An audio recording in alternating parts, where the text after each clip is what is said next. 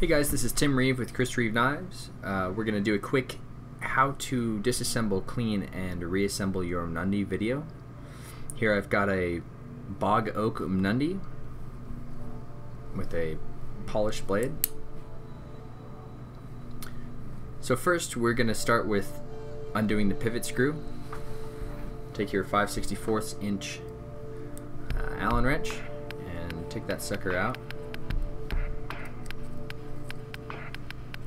Make sure to keep the parts around where you can see them so you don't lose them. And this is where keep it pinched. The knife's gonna want to keep opening up on you. But at this point you can pop the female side out and go ahead and slide out the whole blade assembly. The blade assembly is going to have your small washer, your pivot bushing, and your large washer. Make sure not to bend your washers, otherwise you'll have to send the knife to us and we'll have to refit those. We cannot send out washers for most of our knives. And there's the blade. The whole this is the handle assembly here. You start with taking the clip pin out. This is kind of a cool way to do a clip. It does make the knife a little more complicated, but it is a pretty cool minimal way of making a clip. The threaded stud comes in from the clip side, and you use a pin on the other side to hold it all together. And this is the inside of the two handles. If you're floating stop pin here, you can pull that out. This one's stuck in the back side, not a big deal. It's probably the VHB tape that's holding it in there. You can clean around that and go from there. Alright, so make sure that you've cleaned all around the pivot area where the washers would go. Make sure to clean the lock face and behind the lock and the wood inlay. Just make sure there's nothing in there. Same as the other side. Clean all of your parts. Specifically the pivot bushing in the pivot hole and the tang of the blade, or where the lock engages. Just make sure you're all clean and ready to go. Okay, we can go ahead and put this together. We'll start just like the Sebenza 21 with putting the handles together. So we'll line up the stop pin, put that guy in there. And this is where it gets a little tricky, but for the most part the clip goes on the back side, the lock side. However, you can put it on either side. Sorry, we're going to start with putting the pin through first. The pin, and add the back spacer, and then make sure all that hooks together. So that pin goes all the way through to the back face.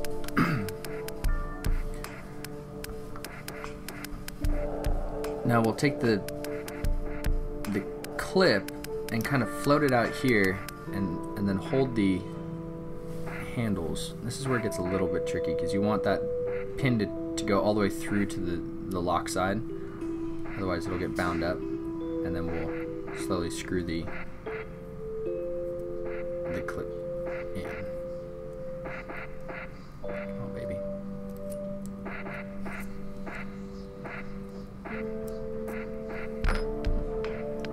Does provide to be a little trickier than you watch the Fit Bench guys and they just put it together with their eyes closed and it's amazing.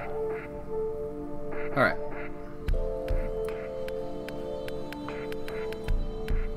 There we go.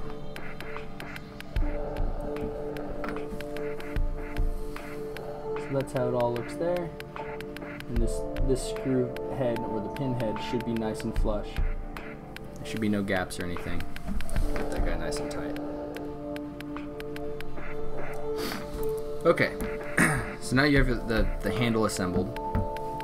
And go with our blade assembly. So we get a little bit of lube here. I like to let some air out, and then give it a nurse. Nurse it with your fingers. If it separates a little bit and it's clear and some white, don't worry about it. Just have to mush it together a little bit. It'll solidify. So I just like to put just a touch inside the pivot hole. Drop the pivot bushing in there and just give that a quick little work. Smooth that through. So I tend to like to use the lube as a way to stick the washers on. So I'll just put a tiny touch on there so you can see. Really not a lot. We'll put our big washer on the front.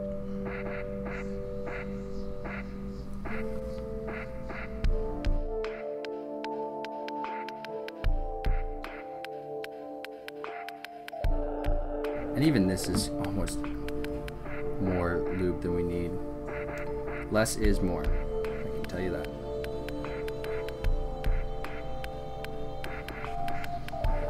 So at this point, you've got your, just like the Sebenza 21, or which is the other pivot bushing knife that we have, you're gonna pinch all that so it's all stacked up flush, and then slide that guy in there. You wanna have it at kind of a 45-degree angle, disengage the lock. But with this one, as opposed to the Sebenza 21, the 21 has a pin and screw that holds the handles from opening up on each other.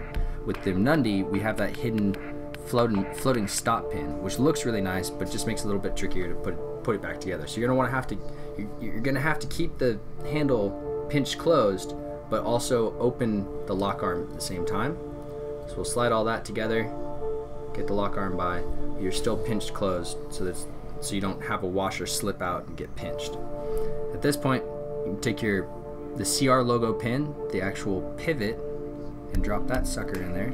Might take a little finagling to just line it up straight. And you're going to want to line up the vertical leg of the R, of the CR, to this front line here. That's how we do it at the factory. I mean, you can do it however you want, but that's how we do it at the factory. And still pinching and holding it all together, we can put in the male pivot.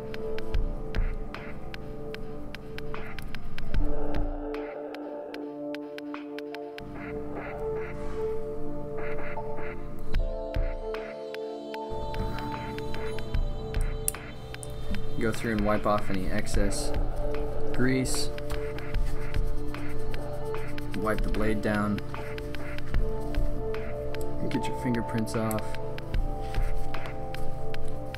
And I like to just take the corner here. Usually it's the corner of my t-shirt, and just wipe all this off the lock face and everything around there. Just make sure it's nice and clean. Check our lockup. Essentially this, the top of the radius line here just needs to line up with the inside of the handle face. That's kind of our gauge. We have about a 50 to 75% engagement. And that looks good. Bring it down. Should all go back to center. And this guy can just tighten down to what my dad used to say, nice and tight, which means really good tight. And our CR logo is crooked.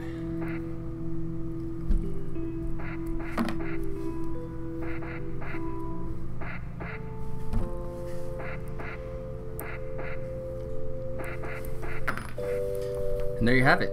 There's some Mnandi, nice and clean, ready to roll. CR logo is nice and centered and straight.